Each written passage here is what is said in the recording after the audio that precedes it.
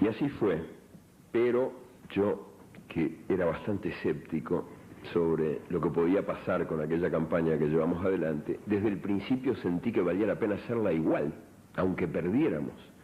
Que lo importante es que la gente pueda tener mecanismos de expresión, lugares donde expresarse, aunque lo que diga no sea lo que nos conviene que diga.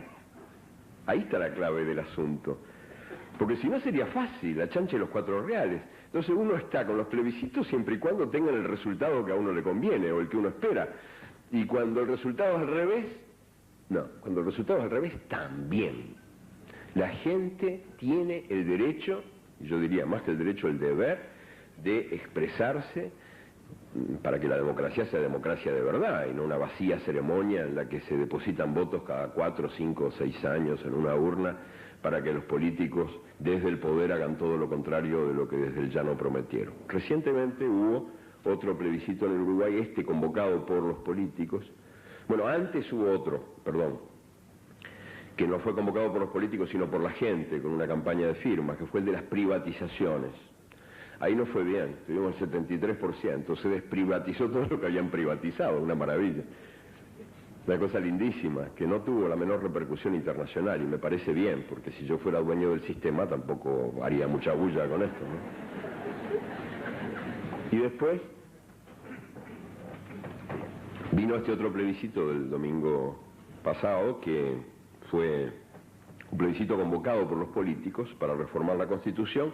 La gente sintió que había gato encerrado ahí, que le querían meter cosas de contrabando, y bueno, casi el 70% votó no, contra la voluntad de los políticos de todas las tendencias, de la inmensa mayoría de los políticos de derecha, centro, izquierda, y la gente votó no. Es un pueblo extraño el pueblo uruguayo. Y somos poquísimos, además, menos que los habitantes del barrio de Avellaneda en Buenos Aires. Y la mayoría son viejos, porque los jóvenes se van. Uno dice, esto no tiene nada que ver con nada de rebelión, ni, digo, si toda la energía rebelde se exporta, ¿no? Pero sin embargo produce estas extrañas cosas. O produce manifestaciones populares en defensa de la dignidad nacional herida y el derecho de asilo, que obtienen como respuesta oficial una lluvia de balazos, y de balazos de verdad. O sea que es un país respondón, ¿no? Y desconfiado. Más.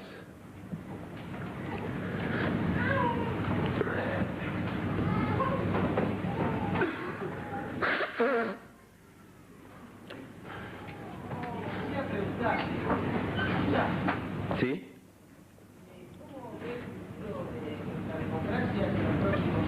¿Cómo veo qué? Sí. El futuro de nuestras democracias en los próximos años. Bueno, creo que el futuro de nuestras democracias depende de la gente, ¿verdad? Depende de lo que la gente haga con nuestras democracias. Lo que te decía en el comentario anterior, depende de que la gente sea protagonista o testigo de su propia historia, y que la gente se reconozca plenamente en un sistema que teóricamente la tiene por protagonista, porque democracia significa etimológicamente poder del pueblo, poder de la gente, ¿no? Y yo creo que en ese camino, en el camino de la recuperación de las raíces de la democracia, y que devolvería a la democracia lo que la democracia quiso tener cuando todavía no era, o sea, protagonismo popular, es fundamental la toma de conciencia de que la democracia no es solamente un hecho político. Es indudable que en términos políticos en América Latina las cosas han mejorado en relación a los años del terror, a los años de las dictaduras militares. Pero ocurre que la democracia tiene que ver con todos los órdenes de la vida. Y en toda América Latina hay un sistema económico y social que es profundamente antidemocrático, ¿verdad?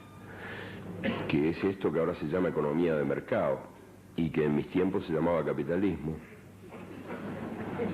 Y es profundamente antidemocrático porque coloca el dinero por encima de la gente, ¿verdad? Es un sistema en el cual las cosas mandan más que las personas, y que identifica el tener con el ser, y donde la educación es el privilegio de los que pueden pagarla, y en cambio la represión es la maldición de los que no pueden comprarla. Entonces ese sistema es un sistema excluyente, que en América Latina, como ustedes saben, con variaciones de país a país, porque no es una realidad toda igualita, pero en líneas generales ese sistema excluye a la mayoría de la gente, porque la obliga a vivir presa de sus necesidades. Y un hombre preso de su necesidad, una mujer presa de su necesidad, bueno, no es un hombre o una mujer libre, ¿no? Porque en lugar de trabajar para vivir, tienen que vivir para trabajar. Yo conozco una cantidad enorme de amigos que están prisioneros de esa trampa. Tienen que trabajar 12, 13, 14 horas, 15 horas. Tengo amigos que trabajan 15 horas por día, algunos más, para poder más o menos parar la olla. Y claro que la Constitución habla de 8 horas y no sé qué, jornadas de trabajo de 8 horas, ¿no? Pero eso es letra muerta, si se compara con la realidad. Y después están los otros también, mundo enfermo al fin, mundo convertido en hormiguero, triste mundo, que también trabajan mucho más de 8 horas, 10, 12, 14, 15, pero no por hambre o por necesidad, sino porque están prisioneros de otra cosa, no prisioneros de la necesidad, sino prisioneros del consumo, que es una enfermedad que provoca fiebres más altas que esta humilde gripe que me ha traído aquí, ¿no? Entonces uno dice, pero ¿cómo es posible? ¿Para qué tanto trabajo? Tantas horas dedicadas a trabajar y a trabajar y a trabajar. Si ya tienen un auto, 2 autos, 3 autos, 5 televisores, ¿para qué quieren más cosas? Que es el drama de los centros de poder en el mundo desarrollado. Yo lo veo en amigos míos también, ¿no? Yo siempre las realidades económicas, sociales, así todas esas cosas que están también en las estadísticas, pero me gusta verlo sobre todo en la gente de carne y hueso. Yo digo, pero ¿y cómo podés estar tan alienado vos? No puedo creer esto. Este es un mundo muy lleno de presos. El que no está preso de las cosas que necesitan, está preso de las cosas que le sobran. Y evidentemente el hambre de consumo no se satisface con nada, ¿no? Es como que comiendo se multiplica.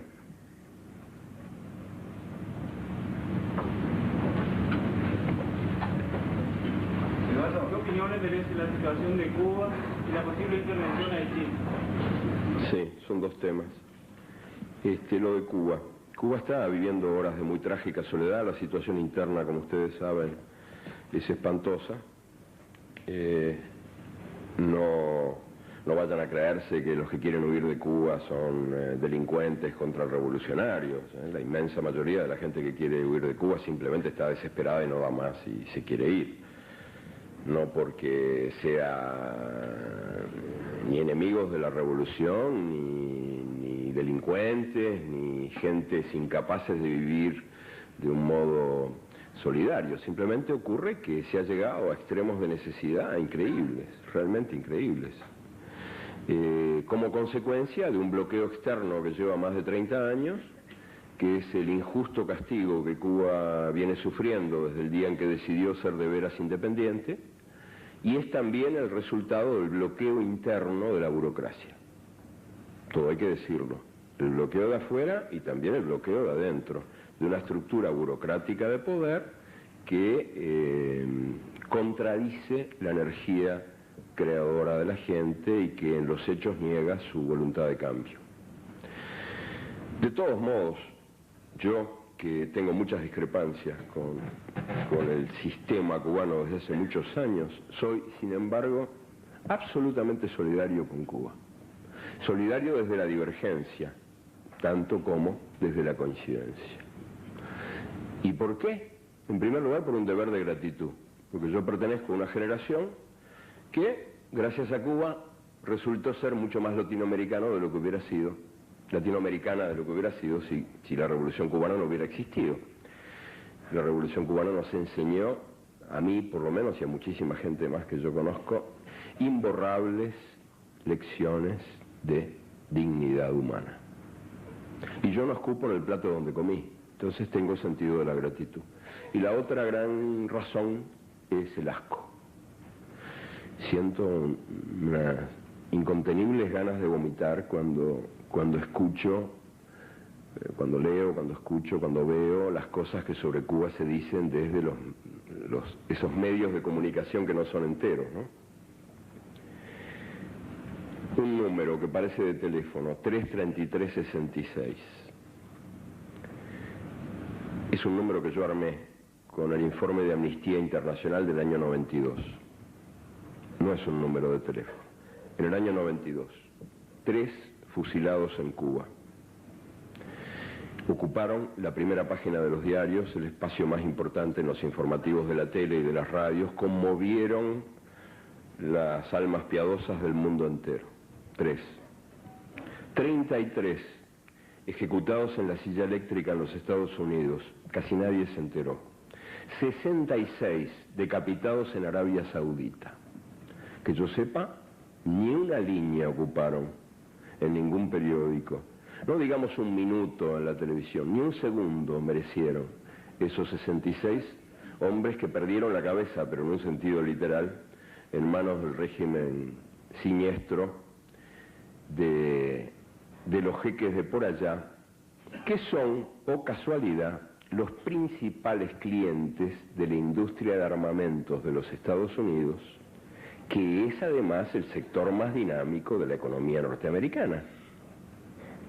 Entonces, cuando uno tiene en cuenta todo esto, viste, hay también una reacción de asco que me parece estupendo tenerla, ¿eh? El día que yo deje de sentir capacidad de indignación, voy a empezar a desconfiar de mí. Yo creo que una prueba de que uno es de veras humano es ese asunto, esas ganas de vomitar que a veces te agarran. Y es como la prueba de que uno no está perdido, de que no se convirtió en una miserable porquería de buena conducta, ¿no? Yo espero no perder nunca la capacidad de indignación y la capacidad de locura y la capacidad de asombro y todas esas cosas lindas que yo creo que no hay por qué perderlas con la edad, que con la edad se multiplican. Cuando uno vive la vida como de veras merece ser vivida, naciendo de nuevo cada día que pasa. Eso es lo que quería decir de Cuba. Eduardo, el mes pasado decía que al paso que vamos en el comunista, 50 años en un estado consumido. Sí. La otra pregunta es ¿cuál es el motivo por el cual... El mundo consumido, sí. ¿Y la otra? ¿Cuál es el motivo por el cual crees que cayó el mundo socialista? Bueno, son dos cosas distintas, ¿no? Por un lado estás preguntando sobre si es verdad esa profecía de que en 50 años más la sociedad de consumo va a consumir el mundo. Estoy traduciéndote por los que están oyendo que no te oyen, digamos, ¿no? Y la otra, ¿por qué se derrumbó el mundo comunista o el llamado mundo comunista? Bueno, son dos preguntas complicadas, pero en resumidas cuentas te diría, medio ambiente. Es como los medios de comunicación, ¿viste ese graffiti de Lima que quería que fueran enteros? Yo cada vez que oigo hablar del medio ambiente, digo, será el ambiente que nos dejaron. El medio ambiente, la mitad del que era. En realidad es bastante menos de la mitad del que era, porque hay un sistema de poder en nuestros días casi unánime, la llamada economía de mercado, que no solamente es un sistema enemigo de la gente, sino que además es un sistema enemigo de la naturaleza.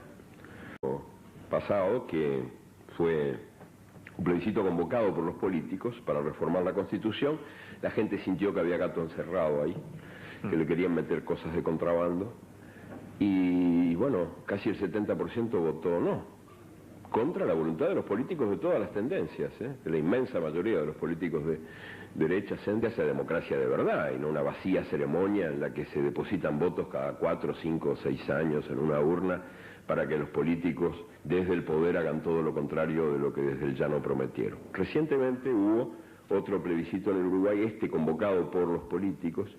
Bueno, antes hubo otro, que no fue convocado por los políticos sino por la gente, con una campaña de firmas.